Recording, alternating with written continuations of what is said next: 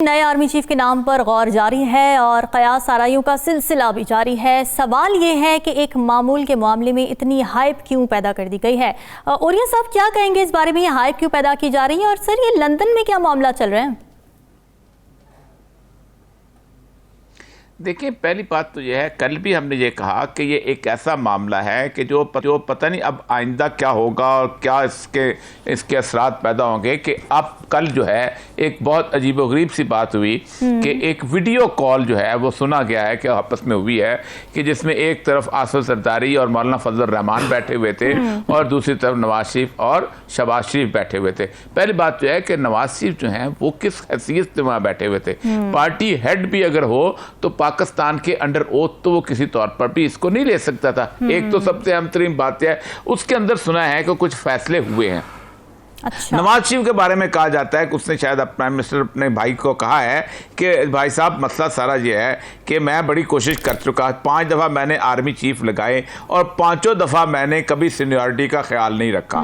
जिसको लगाया सीनियरिटी, किसी को 4 छोड़ के लगाया, किसी को 3 छोड़ के लगाया, किसी को 4 छोड़ के 2 छोड़ के लगाया। इन सारों ने मेरे साथ ही जो है वफा नहीं की और मुझे कान से पकड़ के निकालते रहे। तो उन्होंने कहा है कि कुछ सीनियरिटी जो है उसको आप मद्देनजर हैं जी, मद्देनजर रखा जाए। तो इतलात बुनियादी तौर पे ये हैं कि सीनियरिटी के हिसाब से इस वक्त जो सबसे टॉप पे इस वक्त हैं वो लेफ्टिनेंट जनरल आसिम मुनीर हैं। आसिम मुनीर साहब जो हैं वो गुजरांवाला में आखिरी कोर कमांडर रहे थे और उसके बाद अभी इस वक्त क्वार्टर मास्टर जनरल भी हैं और वो बहुत से, लेकिन उनके बारे में ये कहा जा रहा है कि वो 27 तारीख को रिटायर हो जाएंगे पहले। और उसके बाद साहिर शमशाद हैं। ये 2 के बारे में इस वक्त बहुत सीरियस बात जो है आखिर तक 2 में बात हुई। अब 3 तरीके हैं आसिम मुनीर साहब को आर्मी चीफ लगाने के। एक तो ये है कि जनरल माजवा साहब 3 दिन पहले 4 दिन पहले रिटायर हो जाएं और वो उसके बाद उनको लगा दिया जाए, क्योंकि फिर उस वक्त तक वो नौकरी के अंदर मौजूद होंगे। और दूसरा तरीका ये है कि वो उनको पहले उनकी अनाउंसमेंट कर दिया, जो कुछ भी है ठीक। लेकिन असल तरीका जो है वो जो सुना ये है कि मुझे अपनाया जा रहा है इस वक्त कि वो उनको ये एक vice chief of army staff होता है 4 स्टार जनरल, वो जो मुशर्रफ ने कियानी साहब को लगाया था। इससे होता यह है कि फिर अपॉइंटमेंट की जरूरत नहीं होती, तो वो ऑटोमेटिकली जो है ना वो मुशर्रफ ने उनको अपनी स्टिक हैंड ओवर कर दी थी जब वो जाने लगे थे। तो अगर आज या कल 2 दिन के अंदर ही अगर आसिम मुनीर साहब को vice chief of army staff बना देंगे तो वो 4 स्टार जनरल हो जाएंगे। तो अगला 3 साल का टेन्योर जो है वो पूरा करेंगे। तो उससे होगा ये कि जब वो बाजवा साहब रिटायर होंगे तो वो उनको दे जाएंगे। और साहिर शमशाद साहब जो हैं वो भी बड़े कॉम्पिटेंट हैं, अपना जनरल हैं। उनके बारे में कहा जाता है कि खासे सीरियस किस्म के आदमी हैं, पढ़ने लिखने वाले आदमी हैं। तो उनके बारे में ये कहा जा रहा है कि उनको शायद ऊपर ले जाया जाए, उनको अपना chairman joint chief of staff committee.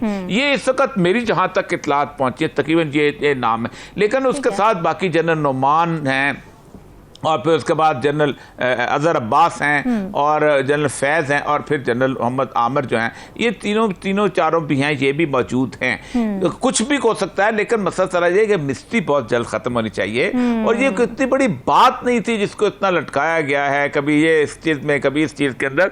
लेकिन सुनने में ये आ रहा है कि अब शायद इमरान खान साहब ने भी यही कह दिया है कि जो भी अपना सीनियर हो उसको लगा दिया जाए। अब सीनियर का मामला है, टेक्निकल आ गया हुआ है, टेक्निकल सीनियर मोस्ट है जी हाँ वो हैं। ये मसला एक अहम डेवलपमेंट ये हुई कि हुकूमत ने वफाकी शरई अदालत की जानिब से सूद के खात्मे के फैसले के खिलाफ सुप्रीम कोर्ट में दायर की गई अपीलें वापस ले ली हैं। वफाकी शरई अदालत ने अपने फैसले में मौजूदा सूद पर मबनी बैंकिंग निज़ाम को खिलाफ शरीयत करार देते हुए हुकूमत को ये हिदायत की थी कि सूद से पाक मईशत के क़याम के लिए इक़दाम करे। ओरिया साहब, हुकूमत ने जो दरख्वास्त वापस ली है, क्या इससे ये ज़ाहिर होता है कि हुकूमत सूद से पाक मईशत कायम करने के सिलसिले में मुखलिस है? देखिए, कायद-ए-आज़म मोहम्मद अली जिन्ना ने जब 1 जुलाई 1948 को स्टेट बैंक का इफ्तिताह किया था तो उसके अंदर ख़ास तौर पे कहा था कि मैं ज़ाती तौर पे आपके रिसर्च डिपार्टमेंट को विद कीननेस देखूंगा कि वो पाकिस्तान में जो माशी निज़ाम है वो किस तरीके से उस्तवार करती है according to the Islamic principles of justice, social justice and economy. और बल्कि यहाँ तक नहीं कहा, उसका अगला फिक्रा बहुत ही खौफनाक है। उन्होंने कहा था कि the western economic system has created such a mess that only a miracle can save it। यानी इतना बड़ा वेस्ट का नाकद शायद ही कोई शायद दुनिया के अंदर हो। और उसके बाद उन्होंने आगे भी उन्होंने कहा कि इस सिस्टम की वजह से इन्होंने इंसानों के दरमियान तफरीक पैदा किया है। It has resulted into 2 big Wars, कि 2 बड़ी जंगें जो हैं इसी इकोनॉमिक सिस्टम की वजह से हुए। वो कायदान का पढ़ने वाले, उनकी आखिरी तकरीर है और स्टेट बैंक की वेबसाइट के ऊपर वो तकरीर पड़ी हुई। उसी की बुनियाद के ऊपर 1956 के कॉन्स्टिट्यूशन में भी यही था कि पाकिस्तान में एक इंटरेस्ट फ्री सिस्टम होना चाहिए। 1966 से 68 के दौरान 2 सालों के अंदर अयूब खान ने कहा इस्लामी नज़रियाती कौंसिल को कि इसका एक सिस्टम डिज़ाइन किया जाए। उन्होंने इस्लामी नज़रियाती कौंसिल ने मेहनत करके 2 साल में सिस्टम डिज़ाइन करके दे दिया कि इस तरह का बैंकिंग सिस्टम जो इस्लामिक इवॉल्व किया जा सकता है। लेकिन जाहिर बात है हमारा इंटरेस्ट नहीं था उसके अंदर, 56 के एक्ट के तहत भी नहीं था जो हमने स्टेट बैंक का बनाया। फिर रजाइया खान ने 1969 के अंदर उसको भेजा दोबारा। उन्होंने कहा कि नहीं, हम इसी पे आदा करते तो हम ठीक है। ज़ियाउल हक साहब ने जब 1980 में शरीयत कोर्ट बनाई और उसके बाद फेडरल शरीयत बेंच बनाया और हदूद नाफज की, तो उनकी भी नीयत खालिस नहीं थी। उन्होंने कहा कि 10 साल तक ये जो शरीयत कोर्ट है ये किसी किस्म की कोई नहीं सुन सकती, कोई अपील नहीं सुन सकती। तो 91 के अंदर जब ये पूरे का पूरा बंद टूटा और 10 साल की मोहलत खत्म हुई तो तकरीबन 215 लोग जो थे वो चले गए फेडरल शरीयत कोर्ट के अंदर और उन्होंने अपील दायर कर दी। फेडरल शरीयत कोर्ट ने 92 के अंदर इसके खिलाफ फैसला दे दिया और कहा कि सूद, बैंकिंग सूद जो हराम है। उसके ऊपर नवाज शरीफ साहब उस वक्त पर से इक़्तिदार थे, वो फौरन सुप्रीम कोर्ट में चले गए। लेकिन 92 से लेके आखिर तक 99 तक बेनज़ीर दौर था और ये इन्होंने फेडरल शरीयत जो एपलेट बेंच है वो बनाया ही नहीं। न कभी चीफ जस्टिस जज नहीं देता, तो कभी जनाब उलमा नहीं आते, तो ये पूरा बना ही नहीं। लेकिन वो जब मुशर्रफ आया तो रूटीन के अंदर वो बन गया। तो उन्होंने 2-3 महीने की मेहनत करके दिसंबर के अंदर एक फैसला सुना दिया। जो 5 लोग थे, जैसे वजीउद्दीन अहमद, जैसे खलील रहमान, उसके बाद मुफ्ती तकी उस्मानी, महबूब अहमद गाजी और एक और।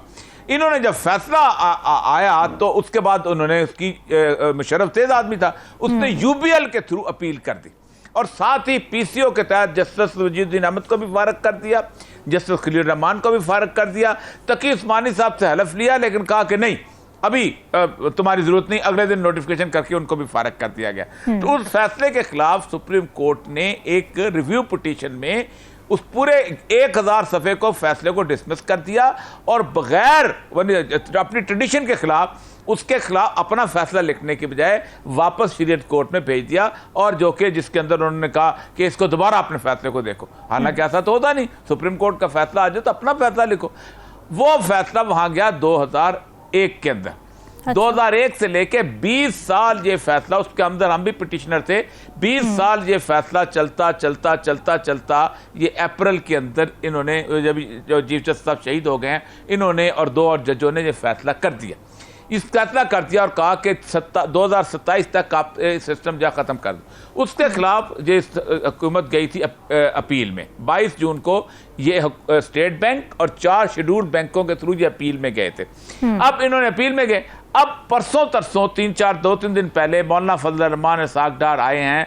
उन्होंने कहा कि ये हुकूमत अपनी ये अपील विड्रॉ कर रही है और हम जो हैं इसके बारे में हम सूद के ऊपर उसके बगैर हम इसके इकॉनमी को चलाएंगे। लेकिन उसमें एक कमाल कर दिया, जब ये गए थे तो ये खुद भी थे और 4 बैंक भी थे प्राइवेट।